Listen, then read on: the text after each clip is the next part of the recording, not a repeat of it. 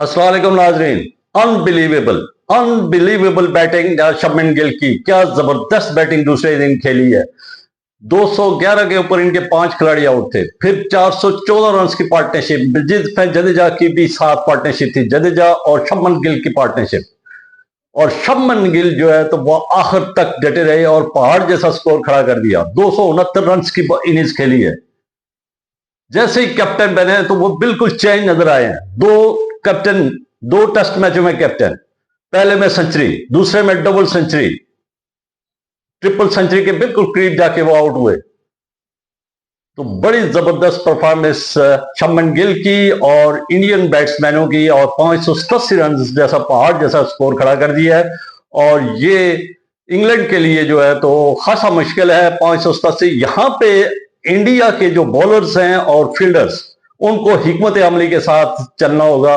क्योंकि अगर फील्डर्स पहले टेस्ट मैच में भी फील्डिंग 10 कैच ड्रॉप हुए थे और बॉलिंग जो है तो वो कमजोर हुई थी, और वहां से जो है तो उस कमजोरी का भरपूर फायदा उठाया था इंग्लैंड के बैट्समैनों ने। और उन्होंने पहला टेस्ट जो दो जिसमें परफॉर्मेंस इंडियंस के 5 टेस्ट सेंचुरियां बनी थी, और वो टेस्ट मैच जो है तो वो इंग्लैंड ने जीता है। तो दूसरे टेस्ट में फिर इस वक्त जो है तो पूरी तरह इंग्लैंड को डोमिनेट किया हुआ है इंडिया ने। यहां पे इनको हिकमत अमली से चलना होगा, इनके बॉलर्स को हिकमत अमली से चलना होगा, फील्डिंग को पूरा साथ देना होगा बॉलिंग का।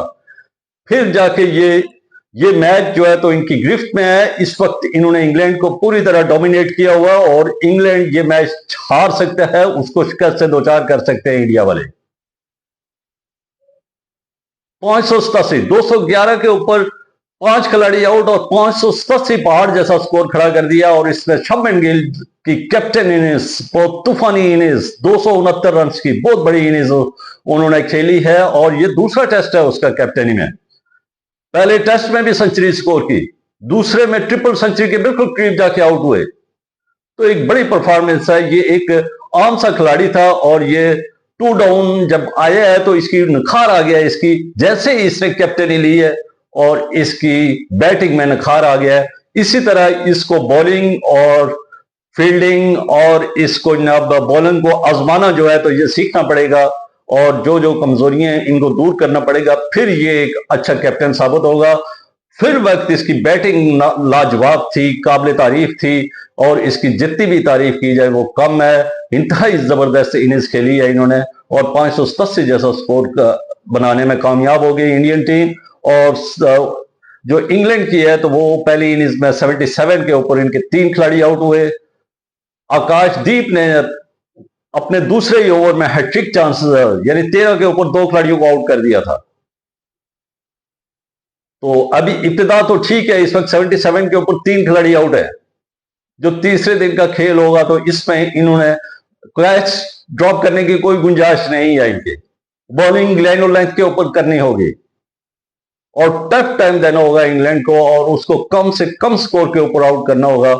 अगर ये इस हिकमत अमली में कामयाब हो गए, तीसरा दिन का खेल जो है वो डिसाइड करेगा कि इंग्लैंड कहां पे खड़ा है। अगर तीसरे दिन ये इब्तिदाई में विकेट ले गए इंग्लैंड की, तो इंग्लैंड मुश्किल से दो चार हो सकता है, और इंग्लैंड ये टेस्ट मैच हार सकता है।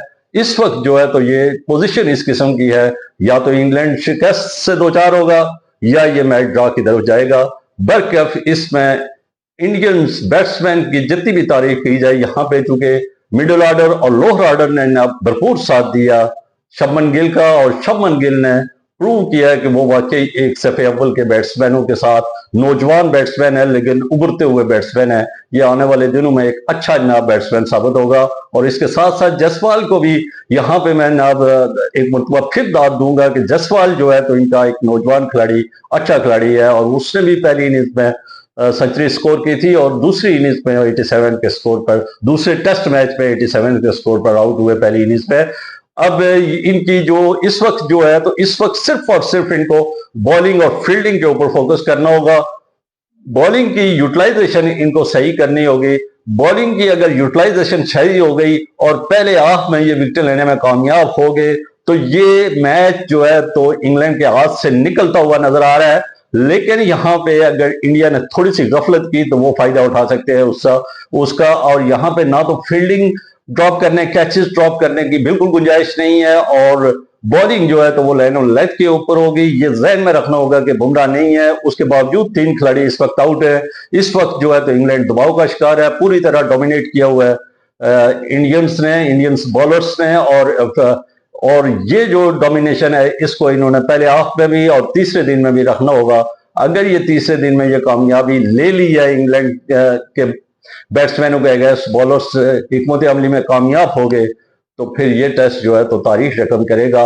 और इंडिया जहां इस ग्राउंड के ऊपर 7 टेस्ट मैच हारा हुआ है, 1 जीता हुआ है, 1 ड्रॉ हुआ है, सॉरी 1 ड्रॉ हुआ है, 7 हारा हुआ है। और ये अगर जीत गए तो ये तारीख रकम हो जाएगी कि बर्मिंघम के ग्राउंड में जो है तो इंडिया ने पहली विक्ट्री हासिल की है। यहाँ पे एशियन कोई टीम अभी तक नहीं जीत सकी और ये एक बड़ा चांस है और अच्छा चांस है हिस्ट्री क्रिएट करने का। और इससे भरपूर फायदा उठाना चाहिए इंडियंस बॉलर्स को। और उसके साथ जो है तो फील्डिंग को ना बिल्कुल कंप्रोमाइज नहीं करना होगा और किसी किस्म की ना नलायकी नहीं दिखानी होगी। अगर फील्डिंग बॉलर्स का साथ देगी और बॉलर्स अपनी लाइन और लेंथ के ऊपर करते रहे, और ये मैच जो है तो इंडिया की ग्रिप में है और इस ग्रिप को लूज करना नहीं है। इंडियन माइंडसेट को, इंडियन जो टीम है उसको मैदान में उतरना होगा और एक बड़े नब माइंडसेट के साथ मैदान में उतरना होगा और मुकम्मल तौर पर उनको डोमिनेट करना होगा और उसको तीसरे दिन जो है तो वो आउट क्लास करना होगा